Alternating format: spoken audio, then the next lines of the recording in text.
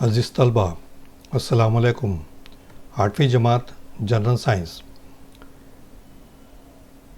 اس تدریسی کتاب کے جس سبق کا مطالعہ کرنے والے ہیں اس کا نام ہے جانداروں کی دنیا اور خوردبینی جانداروں کی جماعت بندی، living world and classification of microbes.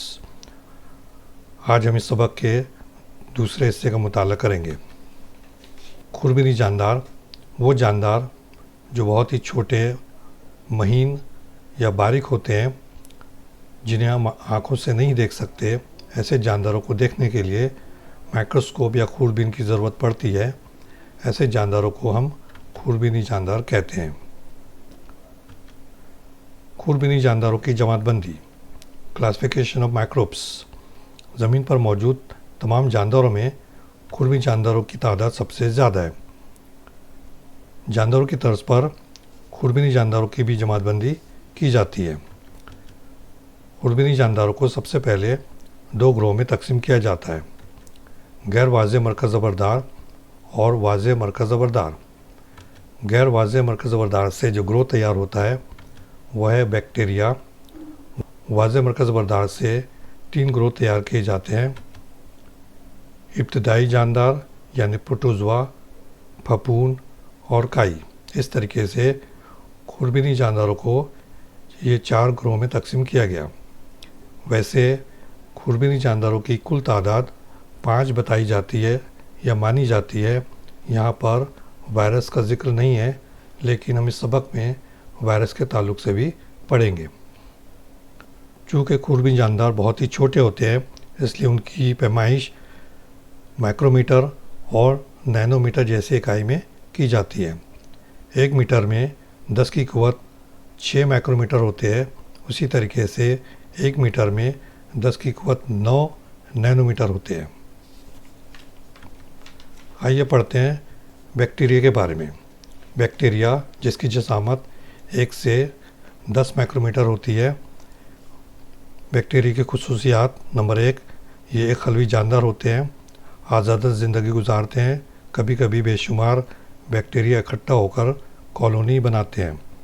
Number 2، bacteria غیر واضح مرکز زبردار ہوتے ہیں، خلیے میں مرکزہ اور خلوی حیوان سے نہیں ہوتے، خلوی دیوار ہوتی ہے۔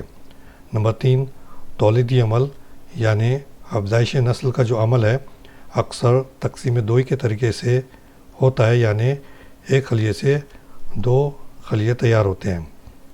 سازگار حالات میں بیکٹیریا تیز رفتار سے بڑھتے ہیں اور 20 منٹ میں وہ اپنی تعداد کو دگنا کر سکتے ہیں۔ یہاں پر کچھ بیکٹیریا کی قسمیں دی گئی ہیں۔ ابتدائی حیوان پروٹوزوا، جسامت تقریباً 200 مائکرومیٹر۔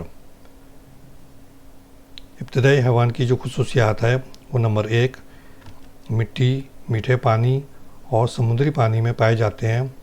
کچھ دیگر جانداروں کے جسم میں رہتے ہیں اور امراض کا سبب بنتے ہیں۔ نمبر 2، واضح مرکز زبردار ہوتے ہیں اور ایک خلوی جاندار ہوتے ہیں۔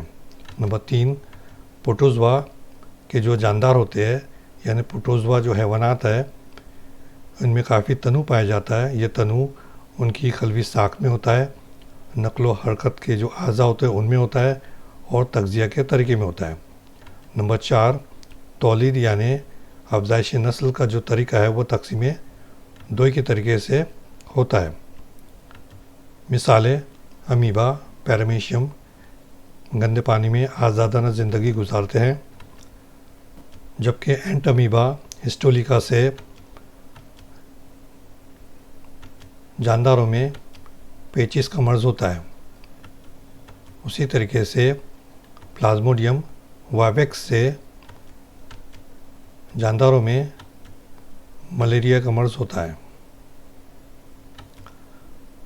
پھپھون فنجائے، جسامت تقریباً 10 مائکرومیٹر سے 100 مائکرومیٹر تک۔ پڑھتے ہیں پھپھون کی خصوصیات۔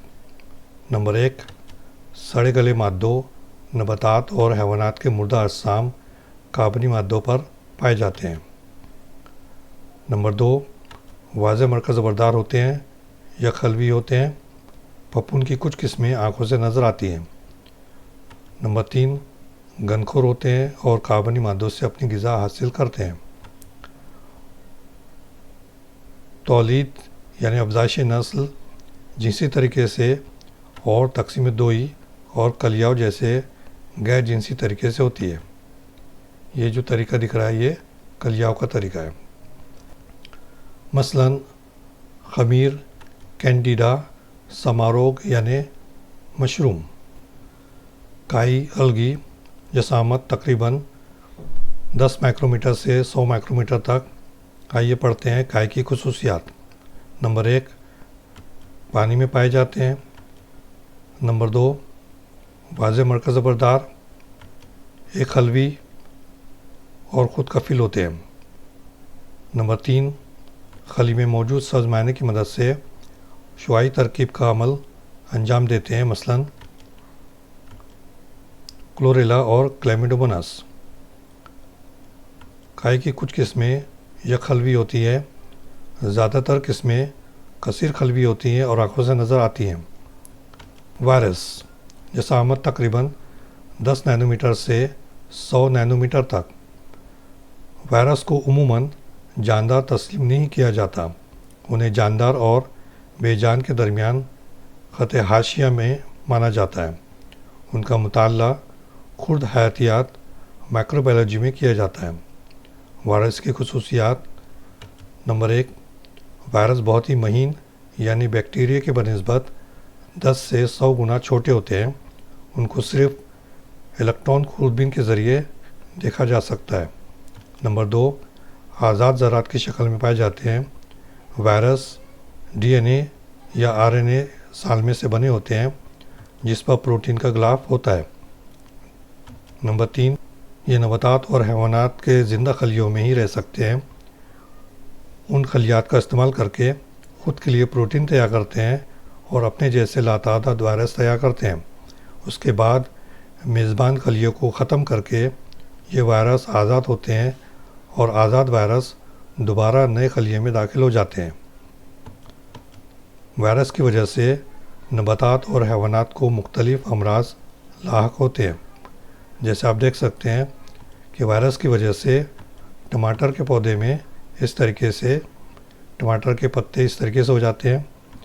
आप देख सकते हैं कि टमाटर इस तरीके से हो जाता है और टोमेटो विल का जो वायरस है वो इस तरीके से दिखाई देता है। इसके साथ ये सबक यहीं ख़त्म होता है। शुक्रिया, खुदा हाफिज़।